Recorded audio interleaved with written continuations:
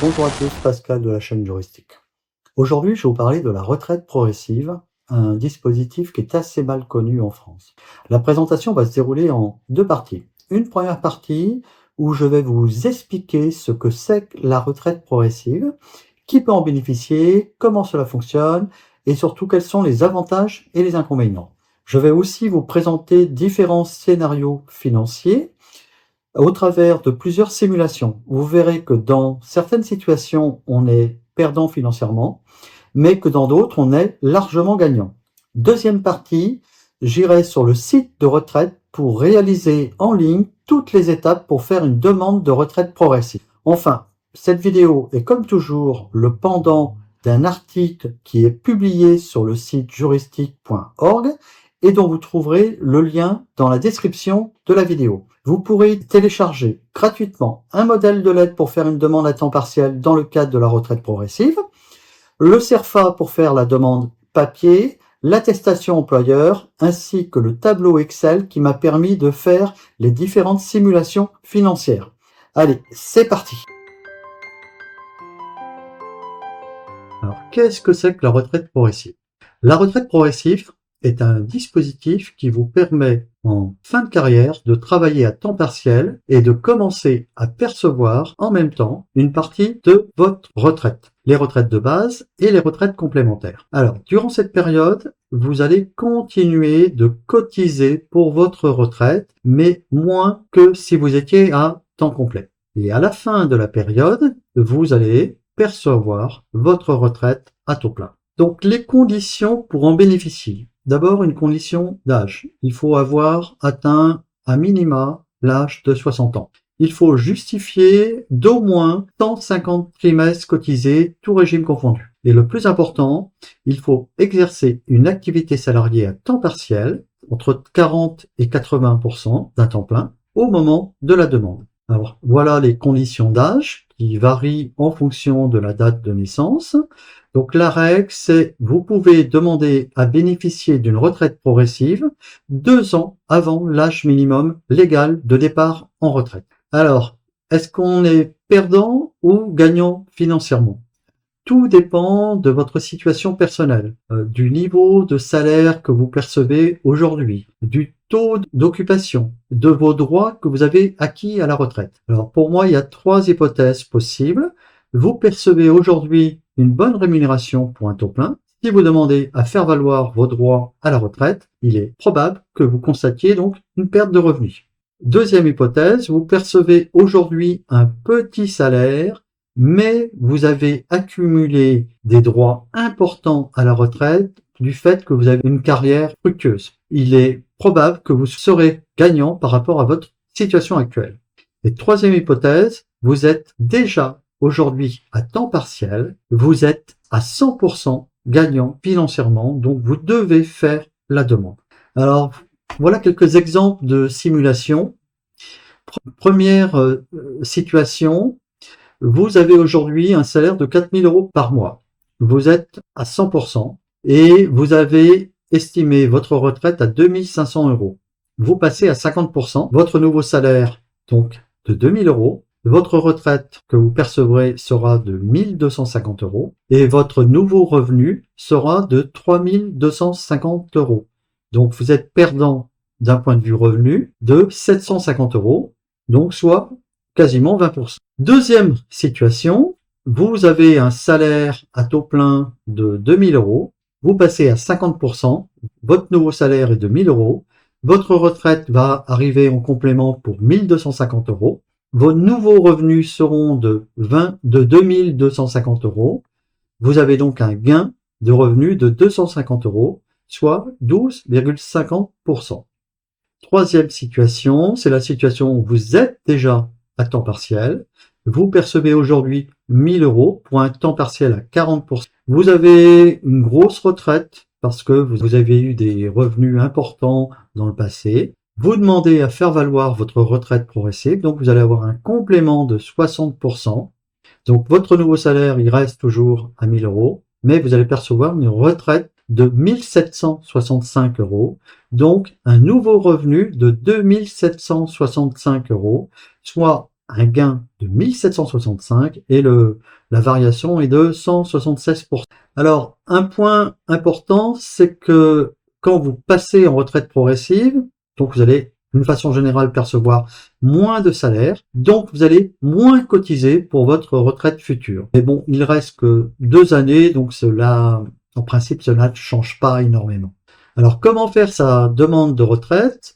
Alors, vous pouvez le faire soit en format papier, donc via un CERFA, soit vous pouvez le faire en ligne directement, et c'est ce que je vous conseille.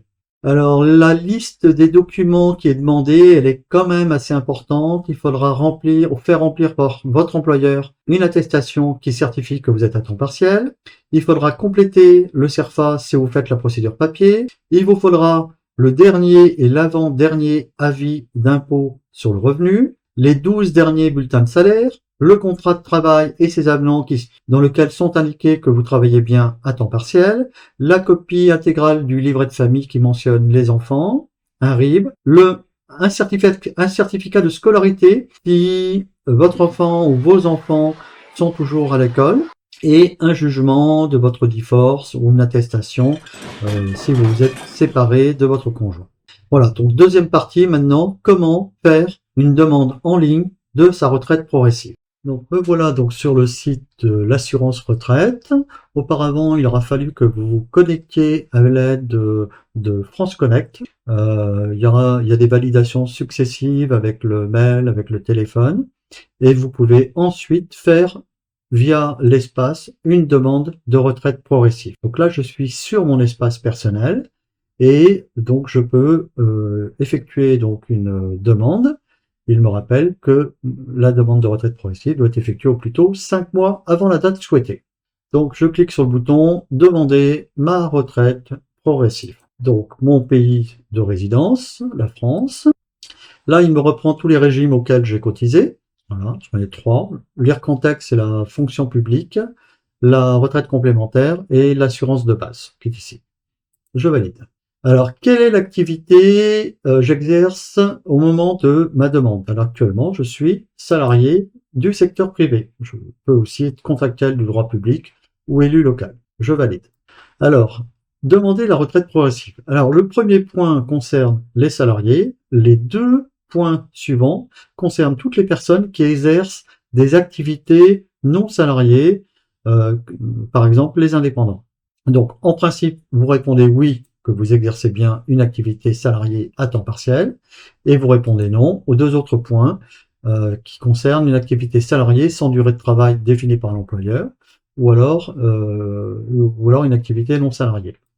Alors ça ne veut pas dire que les indépendants ne peuvent pas bénéficier de la retraite progressive, mais ils ont des conditions qui sont un peu particulières, notamment ils ne peuvent faire la demande qu'en début d'année. Donc là, je valide pour passer à l'étape suivante. Donc je souhaite partir en retraite progressive, donc c'est au mois de juin 2025, et je valide.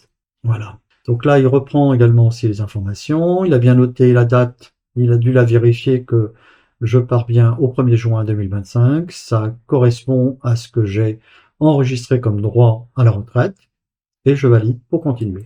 Donc, première étape, ensuite, c'est les informations personnelles. Donc, les informations personnelles sur vous-même. Donc là, j'ai dû préciser la nationalité, votre adresse postale actuelle, votre situation familiale. Voilà, en l'occurrence, pour moi, il y avait un divorce, donc j'ai indiqué la date du divorce. Et les informations sur les enfants.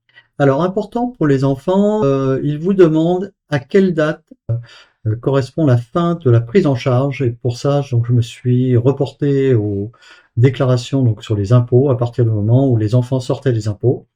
Voilà, que j'arrêtais de compter la part ou alors de verser une pension alimentaire, donc je considérais que c'était la date de fin de prise en charge. Et ensuite, vous passez à l'étape suivante.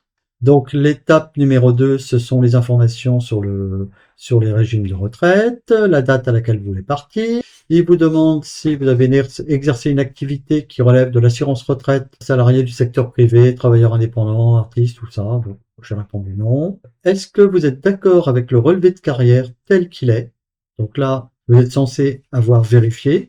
Donc moi, je réponds oui. Est-ce que vous avez exercé des activités professionnelles à l'étranger? Oui, non.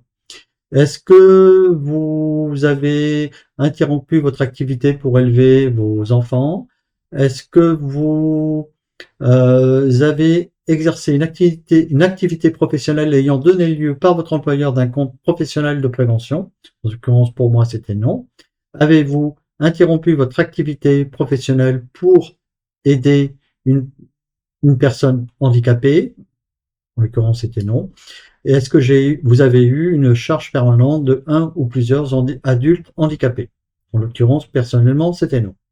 Donc, vous passez sur enregistrer et continuer. Donc, l'autre étape, c'est allocation et prestations. Est-ce que vous bénéficiez de différentes prestations, retraite, handicap, chômage? Voilà. Et quelle est votre assurance maladie? En ce qui me concerne, c'est l'assurance maladie, la CEPAM, classique. On passe sur suivant. Le RIB, ensuite les informations sur les impôts. Donc l'impôt, là on est en 2025, donc l'avis d'impôt 2024 et l'avis d'impôt 2023. On passe sur précédent. Et dernière étape, c'est la liste de tous les justificatifs qui vont vous être demandés. Une attestation à faire remplir par votre employeur que vous êtes bien à temps partiel, l'avant-dernier avis d'imposition sur le revenu, les 12 derniers bulletins de salaire, le contrat de travail et ses avenants, la copie intégrale du livret de famille qui mentionne les enfants, le dernier avis d'impôt sur le revenu et votre RIB. Autres documents à justifier correspondent à ma situation personnelle, le certificat de scolarité de l'enfant pour l'année en cours et le jugement de divorce. Alors, les documents peuvent varier énormément en fonction de votre situation. Voilà, donc une fois que vous avez complété les différents documents, eh ben, vous pouvez enregistrer et continuer, mais là je ne peux pas le faire parce que je n'ai pas complété tous les documents, je le ferai plus tard. Et donc s'arrête ici donc la présentation en ligne de la demande de retraite progressive. Et voilà, vous savez presque tout sur la retraite progressive. Si cette vidéo vous a aidé, n'hésitez pas à mettre un like, à vous abonner pour ne rien manquer de nos conseils pratiques. Et si vous avez des questions, dites-le moi en commentaire. J'aurai plaisir à y répondre. À très bientôt. Merci.